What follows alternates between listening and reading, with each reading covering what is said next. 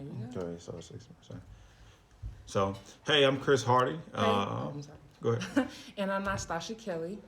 And we're here to kind of talk about the Montgomery Museum of Fine Arts mural project that we did. So, uh, I guess I'll go first, just introducing myself. Like I said, I'm Chris Hardy. I've been in Montgomery around 7 years. My background is in design primarily. I have my BFA in graphic design, and I'm currently pursuing my MFA in design. However, I'm a lifelong creative, musical artist. I've always done something creative. So in recent years, I've kind of found myself doing more public-facing work, like bus raps. I did a crosswalk on Mulberry a couple years ago, and I just generally been looking forward to more collaborative projects and doing things that kind of enhance the city and also kind of stretch my limitations as an artist. So, um, good morning, Laura says good morning. Good morning. You So, good? I'm good. I'm good. Okay, cool. Like, yeah, myself, like I said, my name is Nystasha Kelly. I'm a photographer. I have a graphic design degree. I graduated from Alabama State. Woo-woo. I graduated from Alabama State. Um, I say the main medium that I'm really interested in, I love painting. I love photography. I can draw. I'm pretty well rounded. So this opportunity came up with the, Montgomery Art Museum. I really, jumped on it because, I really look for opportunities like that. So I'm really excited to, see what's about. It's in a couple of weeks. So, Can't wait to show what we got. Yeah. yeah. So, individual processes and artwork, like if you follow chrishardy.co, you'll see a lot of the work that I do. A lot of it is really simple. I'm a keep it simple type of guy. I am branching off into more, I guess, complex works. As I mentioned before, I'm studying my master's. And so even with this, I'm studying for my master's. For this project, I've been studying artists like Yvonne Wells, which I think the Museum of Fine Arts has a couple of her pieces. I've been studying Roy Robertson and Jacob Lawrence. And so each one of those artists, they all kind of embodied community. They also represented their culture in a way that nobody else could, do outside of themselves. And so when we talk about the work that I'm doing now or the work I've been doing, it has a lot to do with authenticity and trying to communicate my position individually, whether that be through different styles. Like I love cartoons. I love pop culture, and I love sports. So a lot of that work that I do kind of carries those tones, and I try to keep it consistent throughout, just for the sake of growing in that vein. Trying to practice, I guess, one kick 1,000 times in that sense. So, yeah, like I think that's my individual process as far as like what I do, and then I guess I'll let Natasha share, and then I'll share a little bit more as far as like actual content. Okay, cool. Like I said, I'm a photographer, so you can follow me on my photography page at complexion with 2 underscores at the end. In my photography work, I try to step out the box when I can. I love to do creative projects. I love to do creative projects, and I love capturing. Shoot, if I could really be honest, I love capturing sports. Sports photography is like you're always on your toes. You know what I'm saying? You're always on your toes, and it's very adventurous. I love studio work, and I'm very well rounded in the art industry, really, because I'm a photographer, I'm a graphic designer as well. And when it comes to the graphic designing, you know, I like to tell people all the time, you're a graphic designer, but there's different types of graphic designers. Wouldn't you agree? Absolutely. You know what I'm saying? And you have people like Chris, he likes to do animation, right? Mm-hmm. So that's graphic design as well. But me, I love typography. Okay, I love typography, and I love being able to take words and like creating a graphic that's interesting, rather than using a graphic, So I love typography. I love to study a lot of like, back I want to say early 1900s. I love to study Bauhaus. Someone's gonna blank on I wanted to make sure we're okay. yeah. Oh yes, but I love studying Bauhaus. They was the first to really produce typography, So I love. I believe less is more. You know what I'm For sure. saying?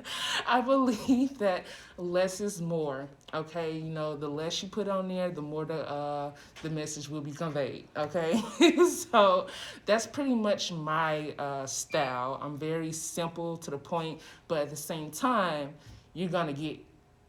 You know what I'm saying? Yeah. You're gonna pick up what I'm putting down. Okay, so yeah. So as far as processes, most of the artwork I do is digital. So I left my iPad at home, so that's why I'm kind of like, oh my goodness. But recently I've been using iPad Pro, which I thought I would never do. I remember years ago I was watching Tinker Hatfield, and Tinker Hatfield is the guy that designs a lot of the Nikes, and he was working on his iPad on different sneaker concepts, and I was like, man, I would never do that. But lo and behold, for like the last 2 years, all of my work I've been doing primarily digitally, using I guess a screen, or I do have a Wacom Cintiq too that I use to execute ideas, and a lot of that's for speed. It's like I use the iPad as well. And so, right. So, and you guys, I know this is also supposed to be a forum for any questions or anything like that. If you guys have any questions about process or anything like that, please, don't hesitate to ask. But yeah, so I use primarily iPad, and I still carry a sketchbook with me most places. It's just a habit, and so a lot of times they'll start out as small ideas, and then they'll gradually transform into whatever the final product. And because I'm so simplistic, a lot of times that first idea doesn't change a whole lot from the time that it begins and time that it's executed in its finality. And so I start in my sketch pad. I'll work there, then I'll take a picture on my phone or something like that, and transfer it to my iPad or into Photoshop or Illustrator. Then sometimes if I can't get it right, what I'll do is I'll actually print out that image, and I'll go through in like a teacher's corrective pencil or a red pen maybe, and I'll correct whatever it is. Maybe it's proportion, and trying to kind of just art direct myself to kind of get everything the way I need it. And then I'll scan that back in and then redraw it again, and that process can go on and on until I find really what I want. I like to print my work because I feel that I feel like it becomes real at that point, because sometimes. Okay. I might gotta pick up the phone. Right. So I have to like move it forward. Yeah. I like to print my work because it allows me to. I said, how did you? Okay, cool. Malarkey. Okay, but yeah, I like to print my work because it allows it to live in a real environment. Sometimes when it stays on the computer, there's kind of detachment. No, you're okay, Malarkey. But yeah, like that's kind of the process. It's really simple, and it's kind of the process they teach you in school, like about ideation, research, I guess rough, and then revisions. I took that to the heart. I kind of treated it like a religion, and it's kind of paid off really well. Malarkey asks, how did we get the opportunity? Actually, the opportunity for me, which if you guys are in Montgomery, I would highly advise you guys to join this group, but it's called 21 in Dreams. 21 in Dreams, Kalonji kind of brought the idea to my attention, or the community togetherness project to my attention. And so I drafted the initial paperwork and things like that. And I was asking my wife, I'm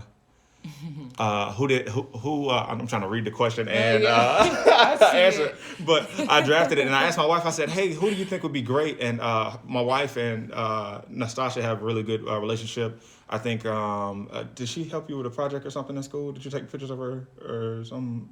Or y'all was supposed to, or something like that? More like, well, I know your wife from art. What's that museum? Okay, the web, which one? The one on campus? Yes. I think it's a web something gallery. Yeah. I don't feel bad. And I got an issue shirt on to cover up. But I met his wife through the art gallery that is on ASU campus.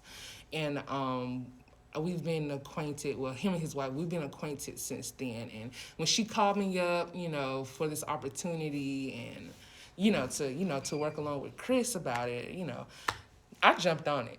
Like I said, I'm always looking for opportunities to do art shows and stuff like that. I love to do at least 2 to 3 a year. So why not top off the year with something like this? That's right.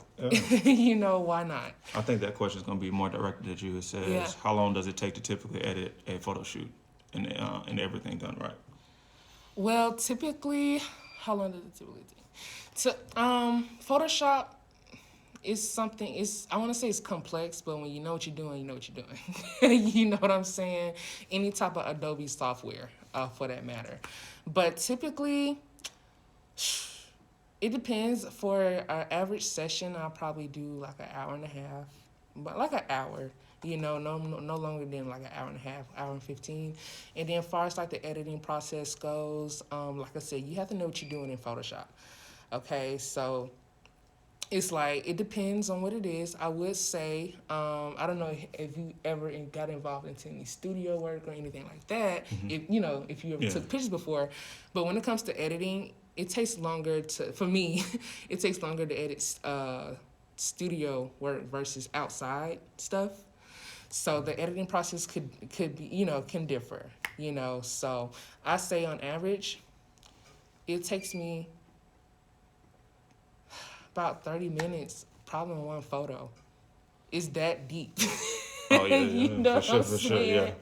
It's that deep, so it can get very complex. It just depends, so. No, definitely. I mean, with photo editing, also, if you're into that, there's a guy named, I know his first name's Terry, but I can't remember his last name, but if you type in Terry Adobe, he does like a lot of really great sessions for Adobe. Like he's like their Adobe evangelist or whatever for like photography. Because it does vary. It depends on the level of I guess, detail and things you want to go into for your photos. Mm-hmm. I don't do as much photo work for that very reason. I just don't have the eye for it, or I guess the patience. Right. Patience, a lot of patience. Malaki asked about, if you go to their website, 21 Dreams, then you can sign up and everything. But I will say that, this opportunity, like as far as, more things with the museum, definitely follow the museum, and follow this page. I guess you already are, and the website, because, they will be the ones that will be able to get you more opportunities as far as this, the Artist Talk Live, like really kind of, I'll say most of the opportunities I had in recent times come from me immersing myself in the art community. Sometimes we kind of stay back, and we want to kind of be in our own vacuum and own circles. But it really takes, you kind of immersing yourself, kind of getting live critique, getting feedback from others. And I was just about to mention her too. I'm so glad she posted. It's really cool to immerse yourself, because then I got to talk to people that, I seen their work around town. So I got to meet Sonny Polk, and Sonny's work was like really amazing. And people like Kevin King and Milton Madison, like all those guys that do like really, really amazing work around the city, I'm able to kind of glean from and, ask questions, and they really kind of, they kind of push you up. None of these people are not approachable. So I say, whatever you do, whether it be with the museum, 21 Dreams, or any other art organizations, if you're in school locally, make sure that you get with your art department, see what opportunities they have. But just really immersing yourself. It's kind of like learning a new language. The more you can immerse yourself, the better off you're going to be as far as opportunities. And really, it's less about the opportunities, but really kind of fulfilling your own artistic goals. Yeah. So, yeah. I think he's going blank. So, I think I've asked I think I've asked my teachers so much about my own artwork every day, Lord. Keep asking them, especially if you're in school. Yeah. That's what they're there for. The more you ask, the more you're going to go into your style. Yeah. Get into your style. Yeah, I tell any artist, starting off, like, don't get so caught up into trying to do the it thing. Right. You know what I'm saying? More so like, you just keep going, and eventually your vibe is gonna catch on, I'm trying to see. I'm like printing stuff out. I'm gonna jump Yeah, up in a second. you But cool, you cool. but yeah, did you want to talk about your process and things? I'm No? I pretty much kind of covered Okay. the process because I can paint, you know, like, well, I can talk about my process of painting, which I'm very multi-talented. Like I said, like I'm a photographer. I can draw, I can paint. um, my process for photography is so much different from my process with painting. I'll say, of course, you know, a blank canvas. You know, sometimes it can be kind of hard to figure out just how to start, and then by that I just have to like start drawing lines. You know what I'm saying? Like try to draw the whole shape of the actual of the actual image that I'm trying to portray or whatever like that. It's trying to get a whole idea of placement. You know, and so then from there I just kind of like play with, you know, I don't like do like the little, you know how some people can draw, they do like the little niche. Okay, it's kind of sketching. Yeah, Yeah, niche yeah, yeah. sketching. I believe I've been taught that it's better that you just take longer motions, like strides. You know, if you take longer strides, you're gonna be able to get where you want to go faster. So that's a technique that I use when it comes to my process. And then then after that, you know, I finish that and I get to work. You know, I enjoy painting with oil paint with oil. When I first started, I was painting with acrylic, but She said, hey, you know. Okay. but yeah, I was painting with acrylic paint, and then I got introduced to oil, and I just love how it just comes out. If you check out on the Montgomery Museum art page, well, I'm sorry, on the page, you'll actually see a painting that I did. They posted a couple of days ago. The piece is called Liberation. So if you want to check that out, Cool, it's cool, nice cool. to see. So just kind of tying off this last thing, 'cause like I said, I left my iPad, but I was able to print. We're actually at Impact right now. I teach at Impact. So if you have any high school students that are interested in vocational opportunities while they're still in school, it'd be great. You know, it's a good time to apply. I think they're still accepting applications even though it's after the deadline. But yeah, so I wanted to show a couple pieces of work. So like I was saying before, so this is 11 by 17. This is, of course, inkjet printed, but these were designed for screen printing. So they're all one color, you know, cheapo, you know, and burning those screens and all that stuff. It costs a little. And so I actually have the negatives. If you actually look on my page, you'll see the screens for these. But the same thing with this. This started out as a sketch. This one actually here, there's a guy named Spice Adams. You know Spice Adams, the comedian. He's kind of the big guy. He used to play for the Chicago Bears. And he has a character named Kareem Biggums. And so I drew it. Like I said, I love sports. I love basketball. I love music. This one is actually a Ja Rule image I did, all digital. And like I said, the biggest thing I like to keep is simplicity. But then I also introduce like the things I love. Like if you look at his eyes are rounded, kind of like the old Disney cartoons. So I kind of mix like, you know, anatomically correct things with, you know, things that are not, that don't make any sense. And so, Keep it interesting.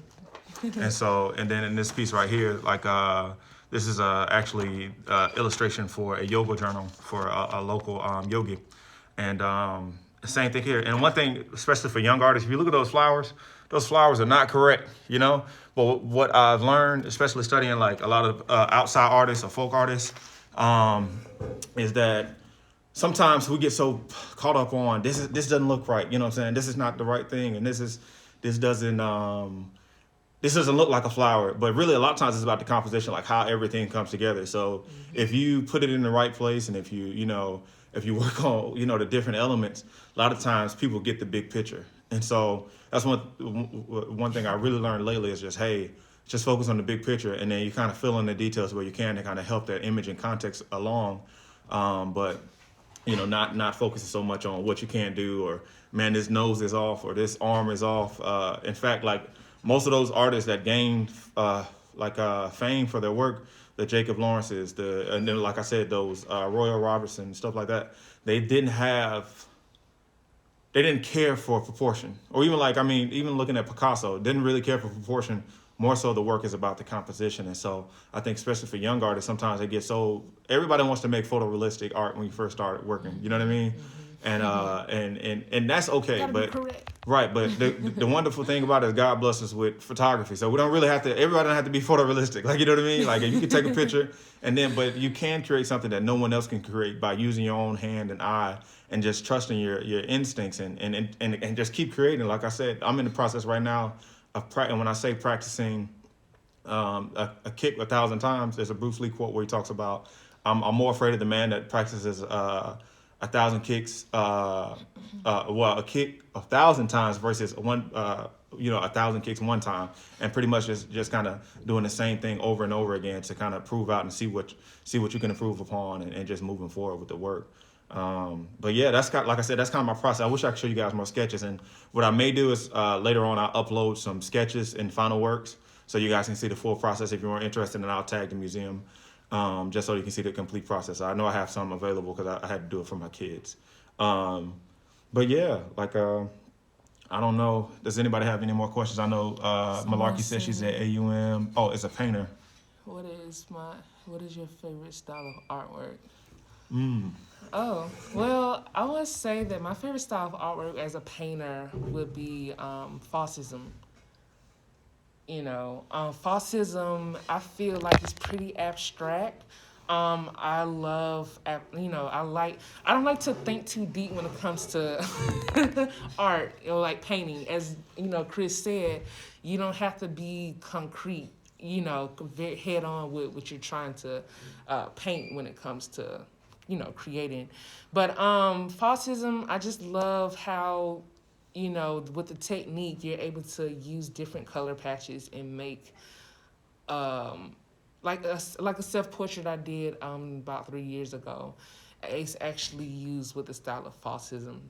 And it's different patches everywhere, but at the same time, you can see the face, So yeah, that's my favorite style. For sure. I think for me, I love I love pop art. I'm a huge fan of like Hebrew Brantley. I love Calls. I like Basquiat. But then I'm really into Dada. Like, my style doesn't reflect Dada, or Dadaism or whatever. But I like the kind of like screw you aspect of it. Like, you know what I mean? Like, very unapologetic. Right. You know what I mean? And I think one of the things I've been looking into a lot is like the decolonization of design, or even artwork. A lot of the Western influence in artwork kind of sets the standard. And sometimes it's not necessarily always the right way, you know what I mean? And so that keeps a lot of people from pursuing art. That keeps a lot of people from, I guess, really succeeding, because they feel like, they feel like an imposter. They feel like it's not being done right. Whereas I feel like Dada is just like, man, I can't remember the guy's name, but yeah, like they put like the toilet seat in there, and he's like, this is art, like, or the bicycles, And so when you see like those different functions and how people are like, hey, I can do whatever I want to do, then it creates room for people that do have, look, hey, I want to create art for this purpose. It's not like a screw you type thing, but it also creates room for that person to be able to exist, because now, somebody's kind of messed up the zeitgeist. Somebody's kind of messed up, the status quo. Last thing, like you were talking about Bauhaus, I'm really big into Bauhaus, for the simple fact that functionality is really important to me.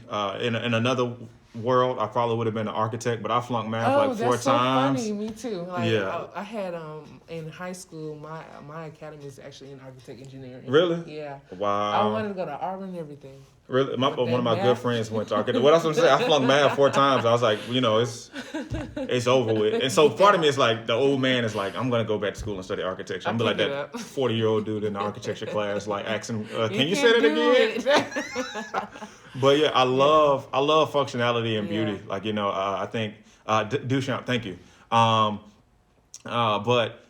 I love functionality and beauty, so hopefully I'm not a walking hypocrite. I'm a designer, but I'm not really crazy about typefaces. Yeah, I'm not crazy about like type. I'm probably one of the few designers you'll meet. I see all types of shapes. You know what I mean? Essentially, like, so if the shapes work, then that's what I'll use. And that goes as far as like kerning, leading. All that stuff. So,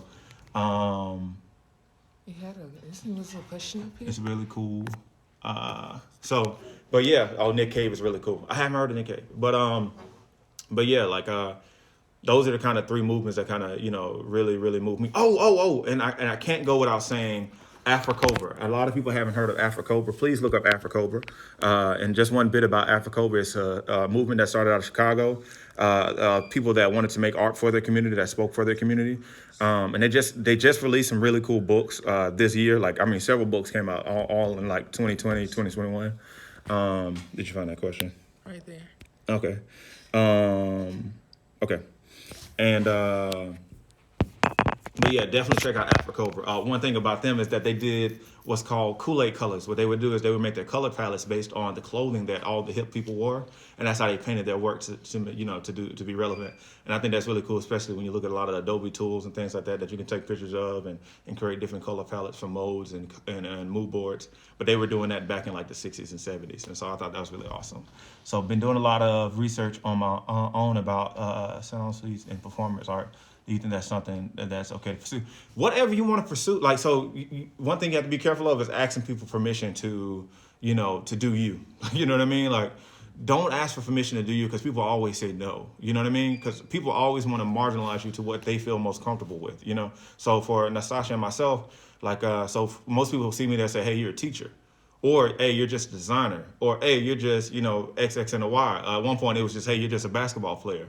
So never ask for permission to pursue your interests, Yeah. So if it's something that you're interested in, that's the lane that you can carve for yourself. Definitely never ask permission to be you. Malarkey. That's a bunch of malarkey right there. Is asking anybody, hey, do you, if you love performance art, combine that stuff. Twyla Tharp is a choreographer, and I think you have a lot of questions about security and just who you are and just finding what you want to be. There's a book by Twyla Tharp, and it kind of goes through like a lot of questions as far as when was the first time you felt creative, and it kind of helps you walk your own creative journey and find out who you are. Definitely find that book, Malarkey, and kind of go through that. And I think there's another book called Creative Play or something like that. Of course, Love has a really good book on creativity, like just different methods that he uses. But like really, that's what I want to invest my time in. Not permission, but actually looking at, okay, how are other people working and what are they doing, and not necessarily in your field, because that can kind of be a one for one thing, and you can kind of start comparing, and that can be deflating. But look at people in like I said, Twyla Tharp's a choreographer, but I learned a lot from her. Of course, Love's a drummer, but I learned a lot from him. Chase Jarvis, who's a photographer, he did Creative Live. He owns Creative Live. He has a really good book called Creative Calling. Definitely look into those different books and things like that that can help and assist you along your journey. Always educate yourself, even outside the confines of the classroom. Mm-hmm. So I think we're kind of winding down. So they said we want to give 4 minutes to plug, whatever. So what do you want to share with the people about what you're doing? Far as anything. I feel like I talked. No, you should. No, go ahead. Anything you want to share with them? Your IG, different projects you're working on. Stuff like that. Yeah. Okay.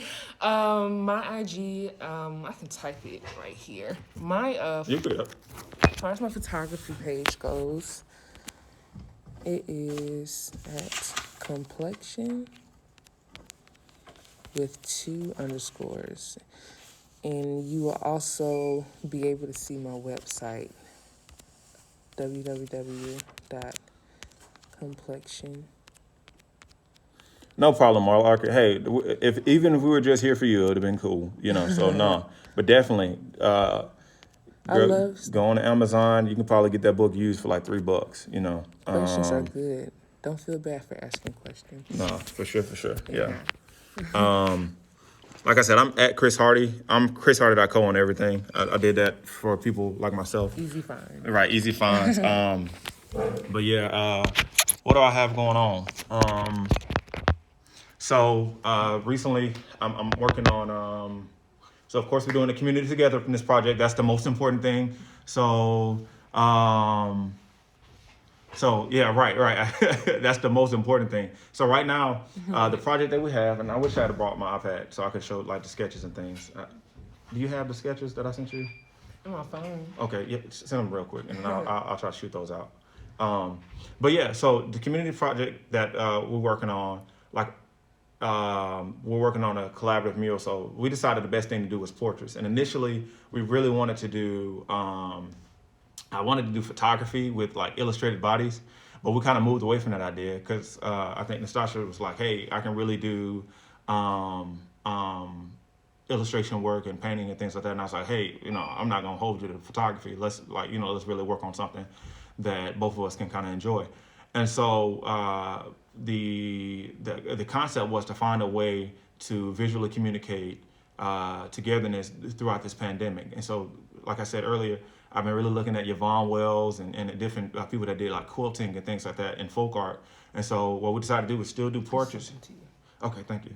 Oh, you sent it to my phone? Your email. My email. Cool. Thank you so much.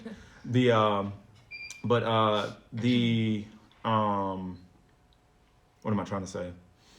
Yeah, so really I wanted to weave together these different experiences that people have had. And so what we wanted to focus on was the togetherness and essential workers. Thank you. That's the word I was looking for. Essential workers.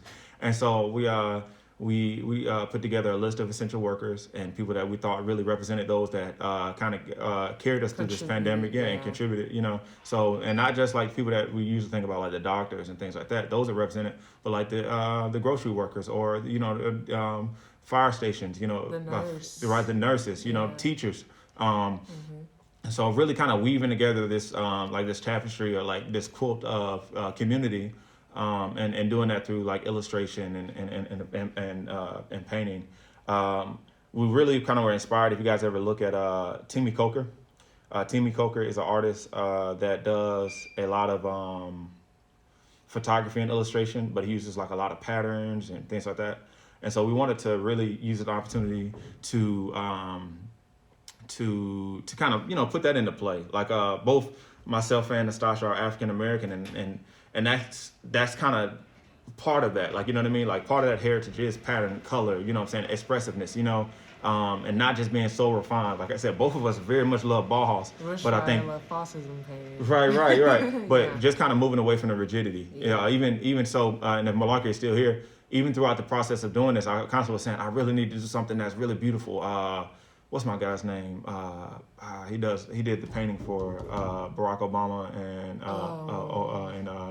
Michelle Obama. But the whole time I was like, I need to do this type of work. This is what I need. And I was like, you know what? Stay in your lane. Do you? You know what I mean? I spent a million hours trying to get that, like, nice, White House library feel.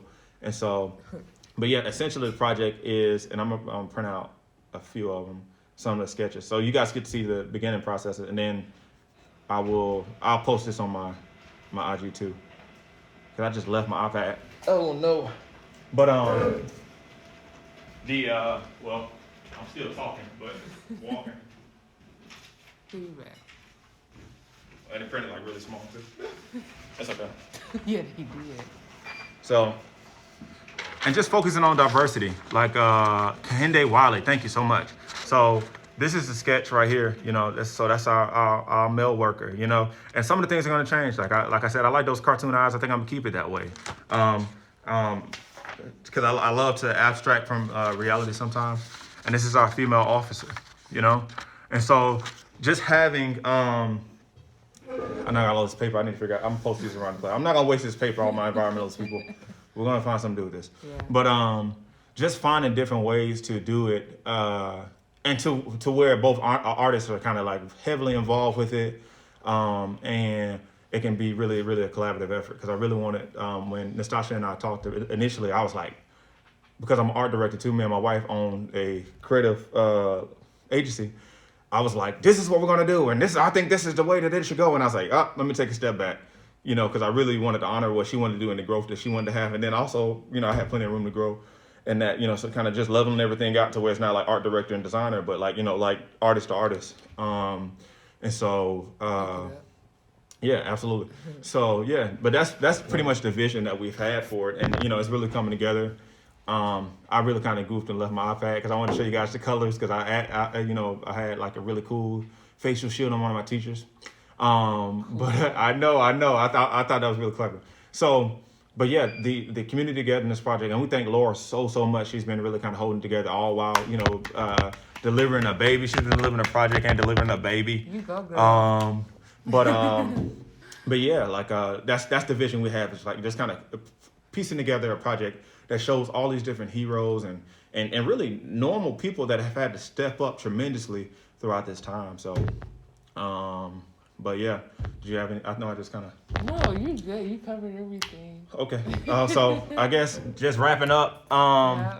I'm ChrisHardy.co. Nystasha's complexion. Like I said, the biggest thing I want you guys to support the museum. Yeah. Support Montgomery Arts. I don't have anything personally. I guess if you need creative services, hardycreativelab.com.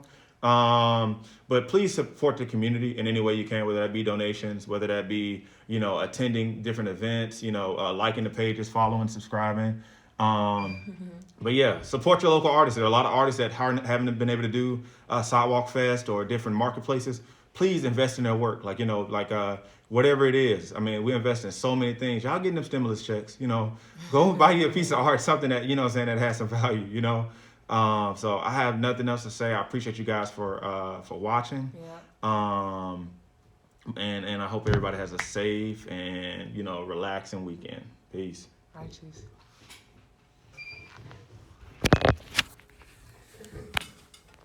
I think you push the X. Oh, hit the X. Okay, I know, right? We need to edit this. So we take this last part out. And then And it's not gonna.